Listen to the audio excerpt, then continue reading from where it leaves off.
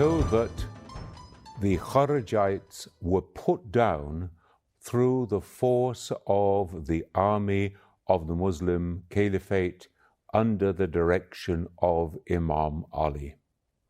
However, that wasn't the end of the Kharijites. A few of them dispersed and they lived on, and eventually they took their revenge, because it was one of those Kharijites who was responsible for killing Imam Ali. The scene was in the mosque in Kufa.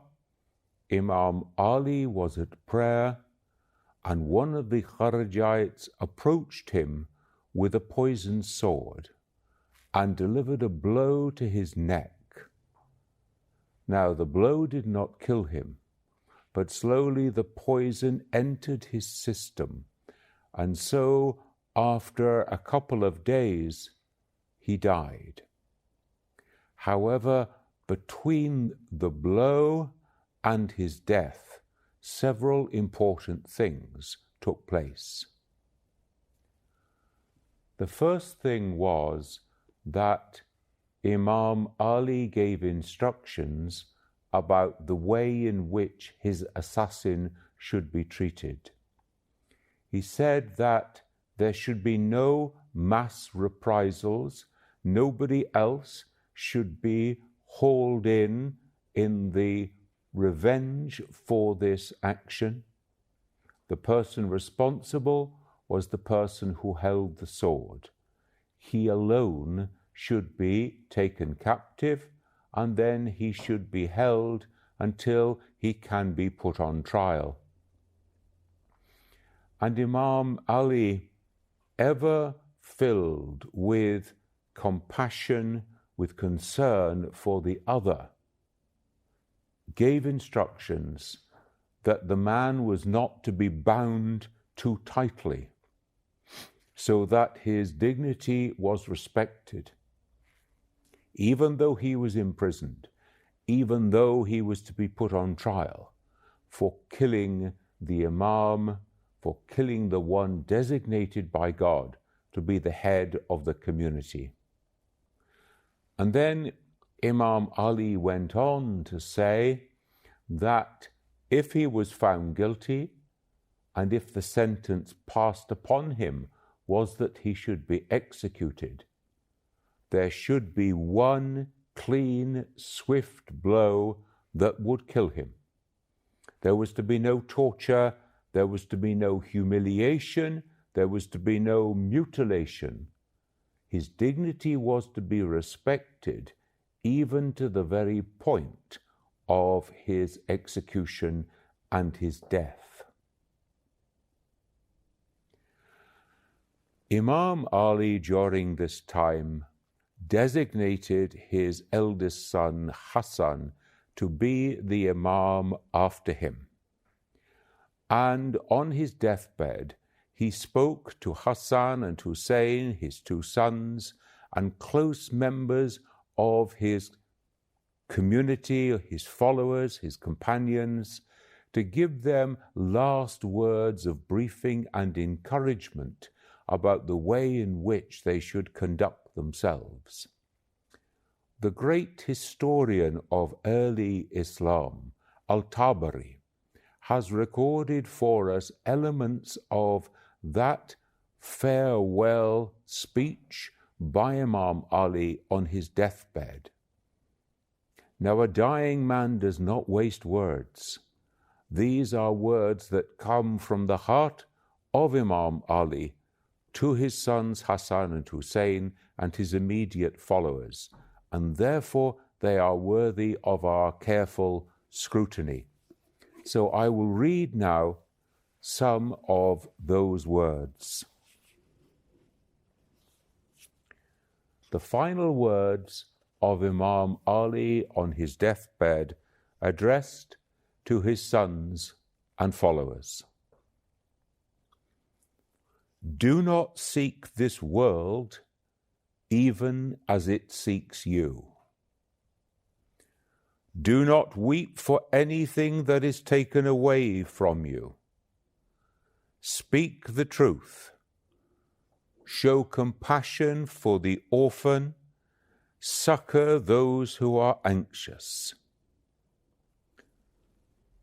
Show compassion for the orphan, a phrase which is repeated in its meaning again and again in the Quran, that the widow and the orphan have rights that must be respected, and therefore the leader must be to the forefront of showing compassion.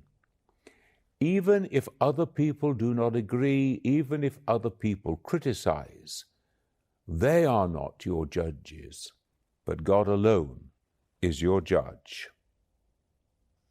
He continues, my prayer and my ritual, my life and my death belong to God, the Lord of the worlds, who has no partner. Hold fast to the rope of God and avoid discord. I heard Abu al-Qasim, that is of course the Prophet, saying, the renewal of unity is better than all your prayer and fasting. What an extraordinary statement.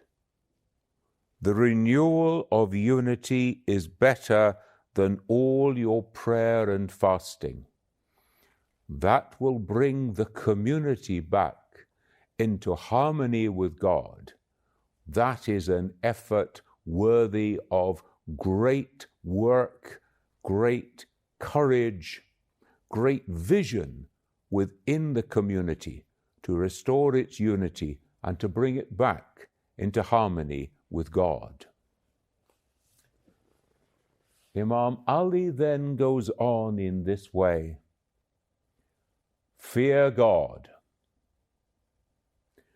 Fear God with regard to those who have a right to your protection and hostility.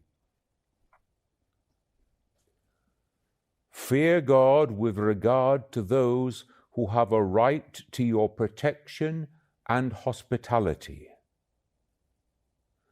Fear God. Fear God with regard to the protection granted by your Prophet, and do not allow the Zimmi, that is, the non-Muslims, to be oppressed amongst you. Fear God. Fear God with regard to the poor and the destitute, and give them a share in your livelihood. You must pursue harmony and generosity and avoid infighting, friction, and fragmentation.